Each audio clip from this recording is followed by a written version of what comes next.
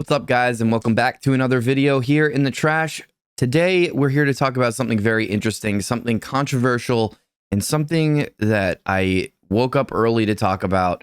Last night I ordered some singles for Crucible of War because it is officially out of print, and I woke up this morning to some crazy price spikes, and I wanted to talk about this topic because I feel like it's important and I want everybody to know what's going on. And I want people to know if they should be scared about what's happening, if they should avoid flesh and blood, if you're new, what's going on, all of these things. I want to talk about it now. So that's what we're getting into. Now, before we get into the video itself, I do want to say that the prices on CFB Marketplace right now have been great. So if you want to support the channel and me, if you're thinking about picking up some Crucible of War singles or sealed product before it's completely crazy, go ahead and use code Andy at checkout. Supports the channel. And prices, like I said, are still decent. So get them while you can if you're looking to get singles. Otherwise, I don't know where these prices are going to go. So like I said, Crucible of War is officially the first out-of-print set for Flesh and Blood.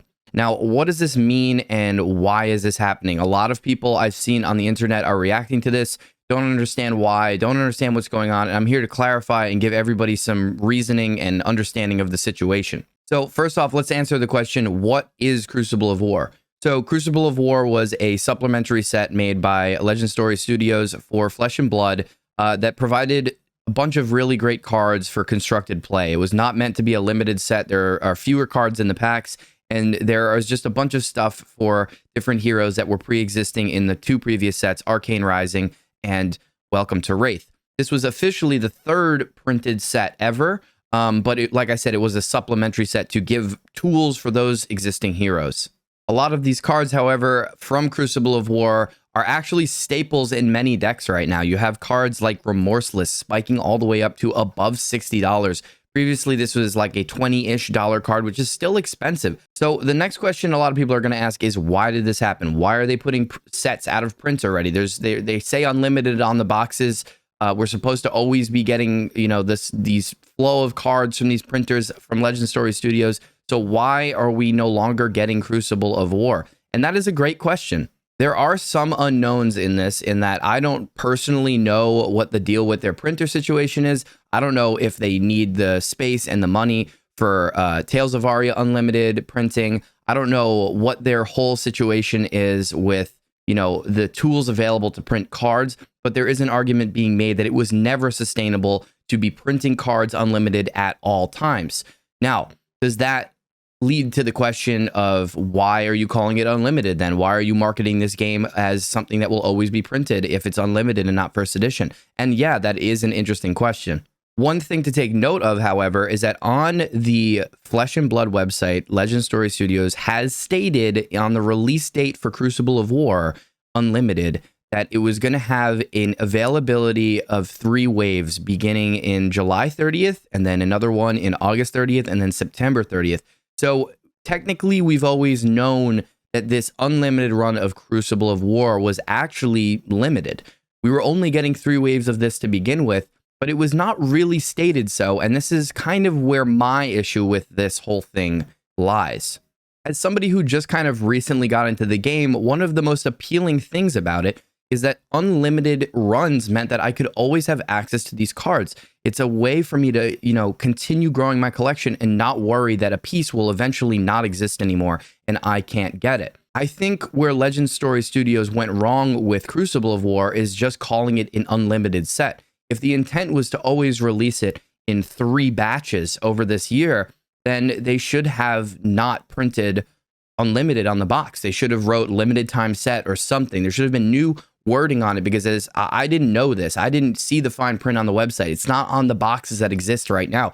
So I woke up and saw this on Twitter and had no idea this was going to happen. I had no idea that I was not going to have access to these cards anymore. And I had no idea that cards like Shayana, which I have one of, is going to triple in price. That's kind of bonkers. Now, with that said, if you look at Legend Story Studios' reprint policy for Flesh and Blood on their website, it reads that they believe in the secondary market is the trading card game. Their goal is to make Flesh and Blood an all-time classic trading card game, which is why they respect the secondary market in all their decision making. They want single card resellers who invest in Flesh and Blood inventory to prosper from their investment and the service they provide to the Flesh and Blood community.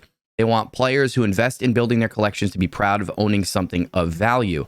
Flesh and Blood has been designed from the ground up to be a tournament TCG with a non-rotating card pool, and their product and format design aims to provide fans with long-term utility of their collections, enable a dynamic tournament metagame, and create a vibrant secondary card market. So they've always cared about the secondary card market, but this is where things get interesting. As the number of Flesh and Blood players grows around the world, it will be necessary to reprint cards to support new player accessibility to tournament play.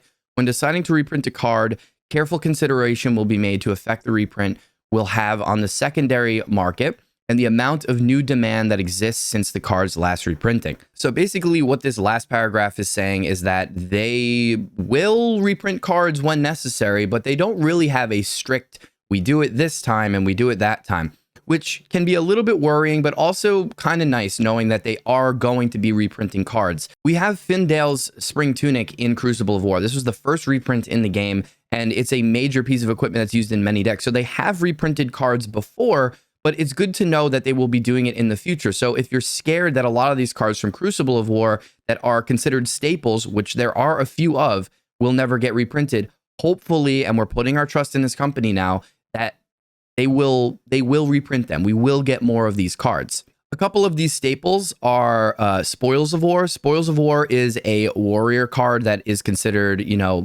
necessary in a lot of warrior decks. We also have Remorseless, which is one of my favorite cards in the game. And I mentioned this earlier, and it kind of upsets me, to be honest with you, because as an Azalea player, we don't have a ton of tools for Ranger. I know we just got some from Tales of Aria, but as a Ranger main, this hero needs more support, and there aren't a ton of cards and tools that make this deck powerful. Remorseless is considered to be one of, if not the most powerful Ranger arrow attacks. It's just an incredible card, and it was printed in Crucible of War. So the problem is that we went from having this card to be $20, which, a playset of this card is $60 then, right?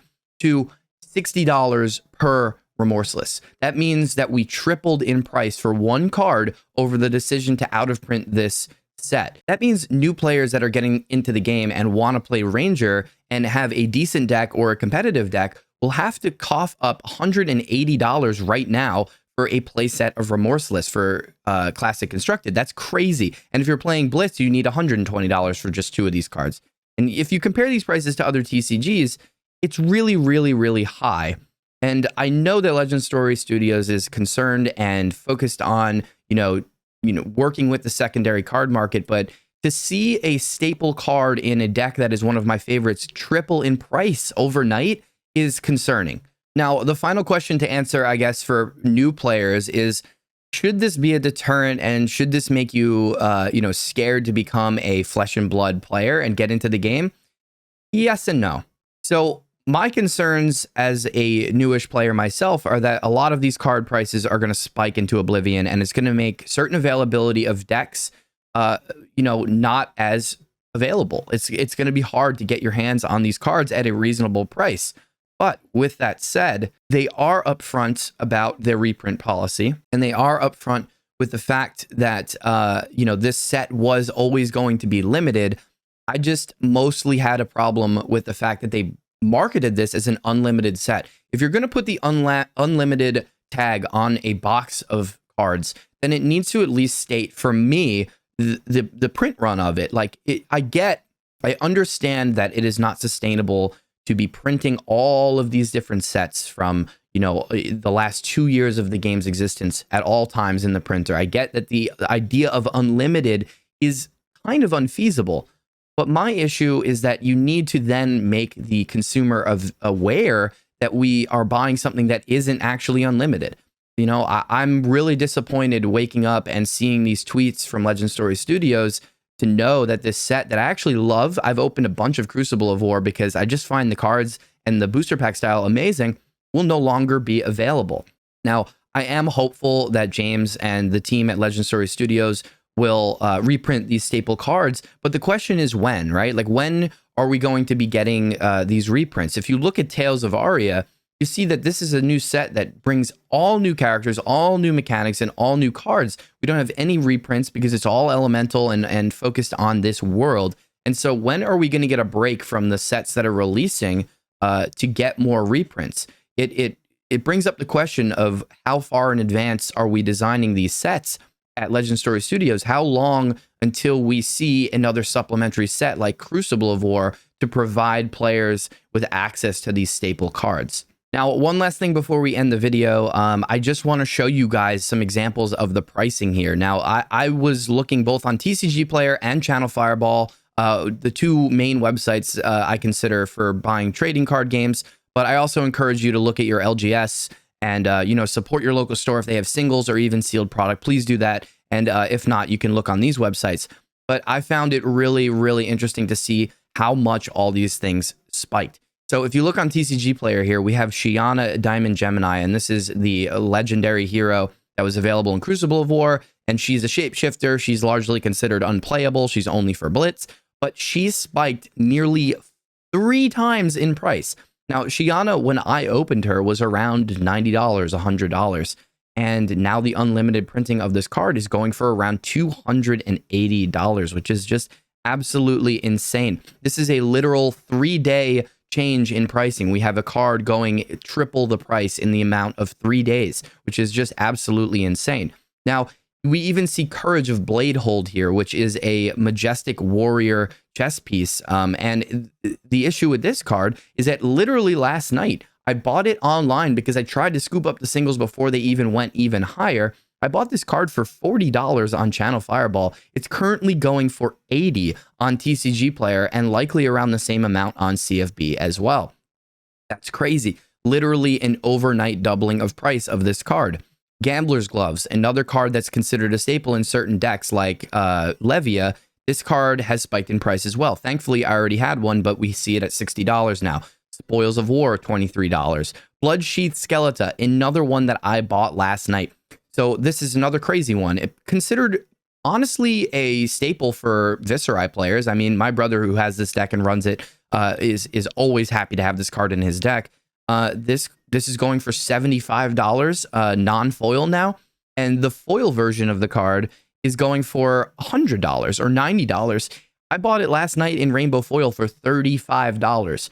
That's tripling of price overnight for one piece of majestic equipment. That is a crazy leap in value of this card because of the now scarcity of this product. As a newer fan of the game and as potential friends of mine are getting into it, and I'm trying to sell it and get more people into it, I totally see how this is a red flag. I could see why some skeptics would be like, oh, Flesh and Blood is a scam. I understand it when things like this happen, but I'm also positive. I'm also positive and hopeful that Legend Story Studios will stick to their word on the reprint policy. They will reprint sooner than later, that we will have cards like Remorseless go back down to a reasonable price instead of $60 for a card, as well as some of this majestic equipment that's considered really important for these decks. So yeah, that's my thoughts on the out-of-print Crucible of War, the first out-of-print set from Legend Story Studios for Flesh and Blood. I'm a little concerned, but I'm also hopeful and optimistic that things are going to get better as far as reprints go. Let me know what you guys think. Leave a comment, like the video, subscribe to the channel. I want to do more React style content to this. I want to talk more about the scene so people are aware of what's happening with the game and make sure, you guys can make good decisions financially with it, or, if you even want to get into the game at all. So, yeah, thanks again for watching, and I hope to see you soon.